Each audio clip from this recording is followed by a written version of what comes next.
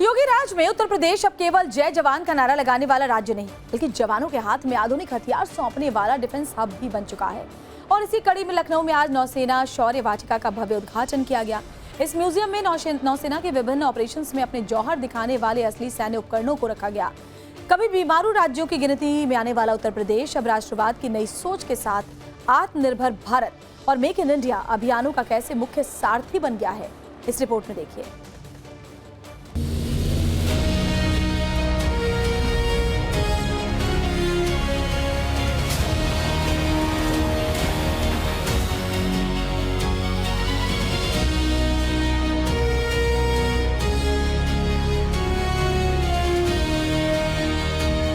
जब सुरक्षा के मोर्चे पर हम मजबूत होंगे तो दुनिया भी आपसे मैत्री करेगी। आप अगर कमजोर हैं, याद रखना कमजोर के सामने कोई नहीं झुकता। वन डिस्ट्रिक्ट वन माफिया के लिए है उत्तर प्रदेश जाना जाने लगा था, लेकिन प्रदेश आज वन डिस्ट्रिक्ट वन प्रोडक्ट के लिए जाना जा रहा है।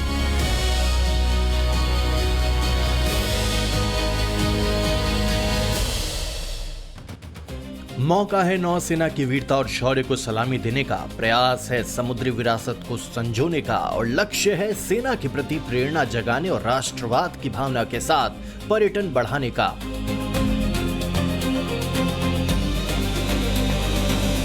आप देख रहे हैं भारतीय नौसेना की वीरता, शौर्य और तकनीकी क्षमता को समर्पित एक अत्याधुनिक ओपन एयर नौसेना संग्रहालय, जिसे नाम दिया गया है नौसेना शौर्य वाटिका का, जिसका उद्घाटन लखनऊ में रक्षा मंत्री राजनाथ सिंह और उत्तर प्रदेश के मुख्यमंत्री योगी आदित्यनाथ ने किया। इस मौके पर योगी ने कहा कि देश के लिए खतरा पैदा करने वालों के साथ अहिंसा नहीं, उसी भाषा में जवाब देना होगा। अहिंसा परमो धर्म, धर्म हिंसा तथैव च, यानी सामान्य जीवन में अहिंसा ही सर्वोच्च धर्म होना चाहिए। लेकिन अगर सामने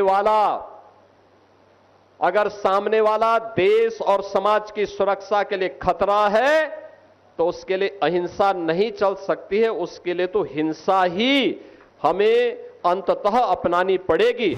नौसेना के पराक्रम को बयां करती नौसेना शौर्य वाटिका का उद्घाटन आज लखनऊ में हुआ है। मुख्यमंत्री योगी आदित्यनाथ की मौजूदगी में रक्षा मंत्री राजनाथ सिंह ने इस वाटिका का उद्घाटन किया है। नौसेना का जो शौर्य है, पराक्रम है, जो वीरता है, उसको बयां करती, उसकी तकनीकी दक्षता, तकनीकी शक्ति को बयां करती इस वाटिका में कई सारे पोत के मॉडल रखे हुए हैं।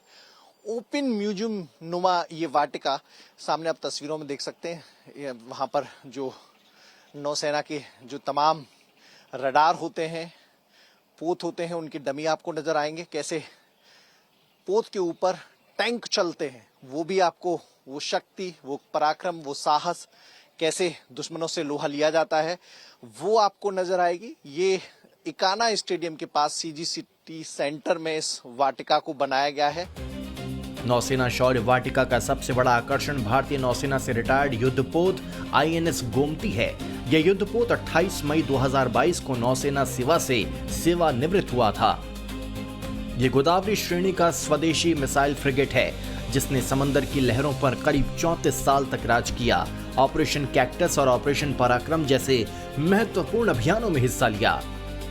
आईएनएस गोमती एक लंबे समय तक भारतीय नौसेना के माध्यम से भारत की समुद्री सुरक्षा की रक्षा करते हुए 2022 में उसे नौसेना से निवृत्त किया गया और आज निवृत्त के बाद उसका बेहतरीन उपयोग करते हुए लखनऊ की जीवनदायिनी गोमती नदी के तट पर ही उसे स्थापित भी किया गया।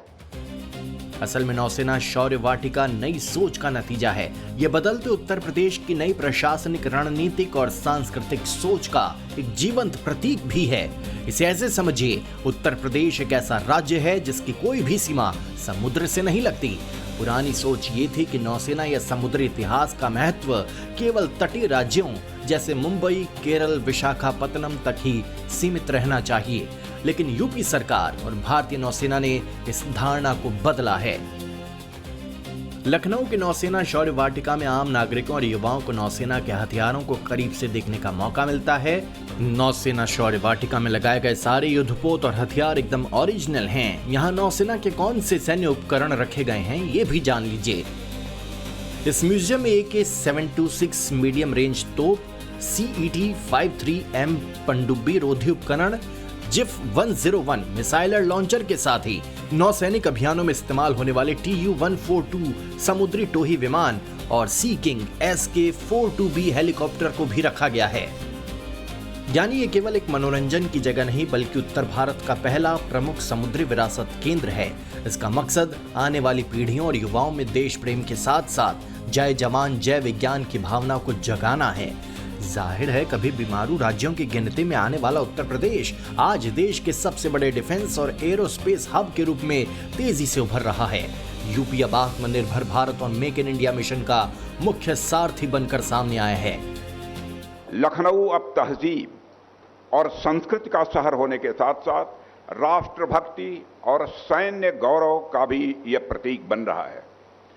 साथियों, उत्तर प्रदेश जिस तरह से विकास के रास्ते पर तेजी से आगे बढ़ रहा है उसे आज हम सभी देख रहे हैं और हम सभी जानते हैं कि कभी उत्तर प्रदेश की पहचान गुंडा राज और बिगड़े हुए लॉ एंड ऑर्डर से होती थी। लोग भय से जीते थे, डर में अपनी जिंदगी गुजारते थे। इन्वेस्टर्स यानी भारत से यदि कोई निवेशक आकर यहां पर पूंजी निवेश करना चाहता है तो वह भी यहां आने से कतराता था कि उत्तर प्रदेश में लॉ एंड ऑर्डर की सिचुएशन बद से बदतर है, इसलिए वहां पर मैं निवेश करूंगा तो गुंडों के द्वारा, बदमाशों के द्वारा हमें परेशान किया जाएगा। लेकिन आज का उत्तर प्रदेश मैं ही से स्वीकार नहीं करता हूं बल्कि सारा हिंदुस्तान स्वीकार करता है कि बहनों भाइयों बदल चुका है। One district one mafia, Uttar Pradesh की ऐसी हालत हो गई थी। वन डिस्ट्रिक्ट वन माफिया के लिए यह उत्तर प्रदेश जाना जाने लगा था, लेकिन प्रदेश आज वन डिस्ट्रिक्ट वन प्रोडक्ट के लिए जाना जा रहा है। यह सबसे बड़ी विशेषता है और यह परिवर्तन किसी वजह से नहीं बल्कि उत्तर प्रदेश के जनप्रिय मुख्यमंत्री श्री योगी आदित्यनाथ जी के मजबूत नेतृत्व का यह नतीजा है, यह मैं मानता हूं। असल में डिफेंस जैसे संवेदनशील और भारी निवेश वाले सेक्टर के लिए निवेशक वहीं जाते हैं जहां सुरक्षा की पूरी गारंटी हो। और इसमें कोई दो राय नहीं है कि योगी सरकार ने जीरो टॉलरेंस नीति से माफिया राज का खात्मा किया है। यूपी सिर्फ हथियारों की असेंबलिंग नहीं कर रहा बल्कि स्वदेशी तकनीक भी विकसित कर रहा है। यूपी एक बड़ा डिफेंस हब बनकर कैसे सामने आया, अब उसे भी समझिए। लखनऊ में भारत की सबसे आधुनिक ब्रह्मोस NG मिसाइल का निर्माण हो रहा है। इसके साथ ही एरोस्पेस के लिए टाइटेनियम कास्टिंग पर काम किया जा रहा है। लखनऊ के नजदीक कानपुर में दक्षिण एशिया का सबसे बड़ा गोला बारूद और मिसाइल कॉम्प्लेक्स स्थापित किया गया है। इसके अलावा यहाँ बुलेट प्रूफ जैकेट और डिफेंस टेक्सटाइल भी बनाए जा रहे हैं। झांसी में भारत डायनेमिक्स लिमिटेड यानी BDL anti tank guided missile बना रहा है। वहीं दुनिया का बड़ा बारूद प्लांट भी लगाया जा रहा है। यूपी का अलीगढ़ छोटे हथियारों, ड्रोन और इलेक्ट्रॉनिक वॉरफेयर सिस्टम के निर्माण का प्रमुख केंद्र बन चुका है। वहीं चित्रकूट में भारत इलेक्ट्रॉनिक्स लिमिटेड रडार और एयर डिफेंस सिस्टम बना रहा है।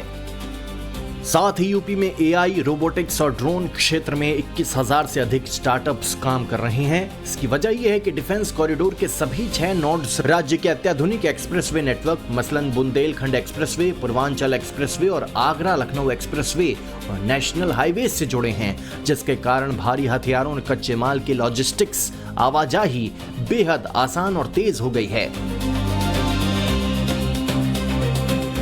यूपी के इस कायाकल्प पर योगी आदित्यनाथ का कहना है कि यूपी में पेशेवर माफियाओं पर लगाम लगाने के बाद विकास को रफ्तार मिली है। इस डिफेंस कॉरिडोर से अकेले युवाओं के लिए 2 लाख से अधिक प्रत्यक्ष और अप्रत्यक्ष रोजगार के अवसर पैदा हो रही हैं। बुंदेलखंड जैसे आर्थिक रूप से पिछड़े क्षेत्रों का औद्योगिक कायाकल्प इसका सबसे बड़ा उदाहरण है।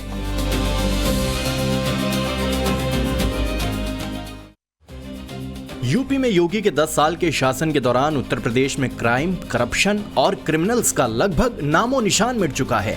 उत्तर प्रदेश को सर्वोत्तम प्रदेश बनाने की सौगंध खा चुके योगी के खौफ से अपराधी या तो यूपी छोड़ रहे हैं या अपराध। जिस उत्तर प्रदेश में कभी माफिया और अपराधियों की तूती बोलती थी, वो तमाम अपराधी और माफिया आज मिट्टी में मिल चुके हैं। और ये बात योगी दम ठोक कर बार बार लगातार बोलते हैं। यह तय है कि अगर बेटी और व्यापारी की सुरक्षा में सेंध लगाई तो सेंध लगाने वाले का इंतजार तो फिर यमराज ही करेगा, बाकी किसी को नहीं करना चाहिए।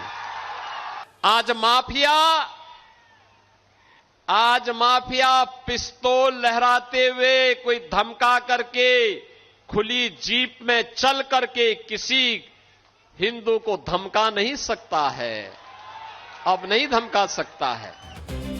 राजनीतिक हलकों में जिसे योगीनॉमिक्स या योगी मॉडल कहा जाता है, वो जीरो टॉलरेंस, कड़े कानून, बड़े इंफ्रास्ट्रक्चर, पारदर्शी तकनीक और सांस्कृतिक गौरव के मिश्रण पर चल रहा है। कभी गुंडाराज और खस्ताहाल सड़कों के लिए पहचाने जाने वाला उत्तर प्रदेश आज एक्सप्रेस वे प्रदेश और निवेश का हब बन चुका है। काशी से लेकर अयोध्या के कायाकल्प तक मोदी योगी की जोड़ी ने यूपी की तकदीर बदल दी है। जेवर के साथ साथ सेमीकंडक्टर फैक्ट्री, नमो भारत ट्रेन और डिफेंस कॉरिडोर जैसे प्रोजेक्ट्स इस काया पलट के गवाह हैं। पीएम मोदी तो इन सब का क्रेडिट केंद्र और यूपी की डबल इंजन सरकार को देते हैं।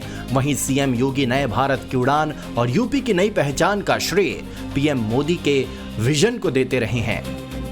नोएडा में बहुत बड़ी सेमी कंडक्टर फैक्ट्री का शिलान्यास हुआ। इसी कालखंड में देश की पहली दिल्ली मेरठ नमो भारत ट्रेन ने गति पकड़ी। इसी कालखंड में मेरठ मेट्रो का विस्तार किया गया और इतने कम समय में आज नोएडा इंटरनेशनल एयरपोर्ट का आप सबके हाथों से उद्घाटन भी हो गया। साथियों, ये सारे प्रोजेक्ट्स यूपी के विकास के लिए डबल इंजन सरकार के प्रयासों का शानदार उदाहरण है। मान्यवर, आपने हमेशा से हम सबको एक मार्गदर्शन दिया है कि जो भी करना है, बड़ा करना है, बड़ा सोचना है और बड़ा बनने की दिशा में उसे अग्रसर करना है। यूपी में अगले साल यानी 2027 में चुनाव भी होने हैं और चुनाव में अक्सर दो तरह के नैरेटिव चलते हैं, एक राष्ट्रवाद और सांस्कृतिक अस्मिता का और दूसरा विकास और इंफ्रास्ट्रक्चर का। यूपी में योगी सरकार इन दोनों मोर्चों पर खुद को मजबूत साबित करने की कोशिश कर रहा है, जिसके कई उदाहरण तो आपके सामने हैं। आज यूपी 21 एयरपोर्ट्स के नेटवर्क के साथ देश का सबसे बड़ा एविएशन हब बनने की राह पर है।